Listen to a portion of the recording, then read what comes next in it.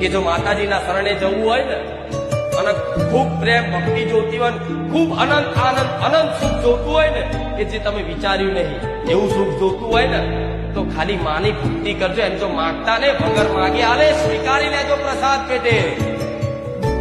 પછી માં ગાડી લઈ આલે તો સ્વીકારી લેવાનું. માં ગમે તે હારી નોકરી મેળવી આલે તો માં તારી કૃપા.